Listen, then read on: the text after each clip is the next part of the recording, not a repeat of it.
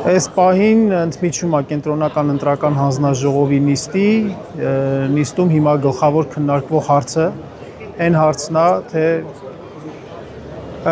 այն 3 տեղամասերում, որտեղ ընտրությունների արդյունքները չեղարկվել էին, որտեղ ընտրությունները անվավեր էին ճանաչվել, այդտեղ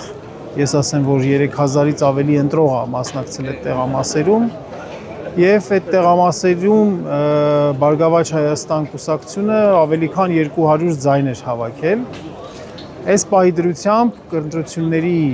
վերջնական արդյունքների ամփոփմամբ այդ 3 տեղամասերը չհաշված Բարգավաճ Հայաստանին պակասում է 150-160 ձայն, որպեսզի 4%-ի շեմը հաղթահարի եւ 5 մանդատներ ձեռք բերի անցնի ազգային ժողով։ Հիմա, բայց քանի որ այդ 3 տեղամասերում ընտրությունը անվավեր է ճանաչվել, կենտրոնական ընտրական հանձնաժողովը պարտավոր է վերաքվեարկություն նշանակի այդ տեղամասերում,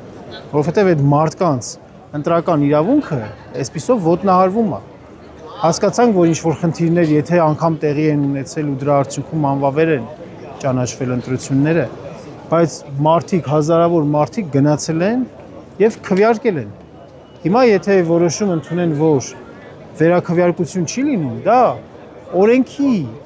բացահայտ խախտում է, դա հանցագործություն կլինի։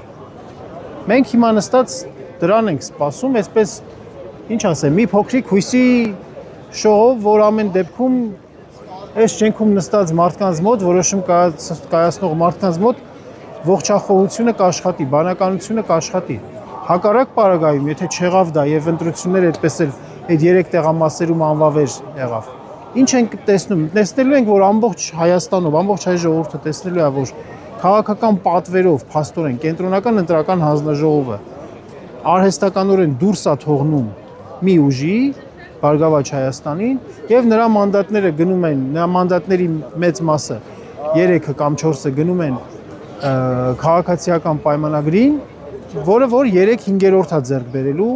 այդ ամեն ինչի արդյունքում։ Բայց սրա ամենավատ բանը այն է, որ քաղաքացին ամբողջ հույսը, հավատը կորցնելու է ընտրությունների ինստիտուտի նկատմամբ։ Մարդը մտածելու է, ինչի գնամ ես ընտրության, եթե կարող են այդ նույն հաջողությամբ իմ տեղամասում վերցնեն արդյունքները անվավեր հայտարարեն, չեղարկեն ու չվերականգնեն իմ ընտրելու իրավունքը։ Այսինքն գնաս դու ընտրության, բայց կան ասենք քո ընտրելու իրավունքը չեղարկում ենք, չենք ճանաչում քո ընտրելու իրավունքը։ Սա է եւ նստած հիմա այստեղ սպասում ենք որոշմանը կենտրոնական ընտրական հանձնաժողովը։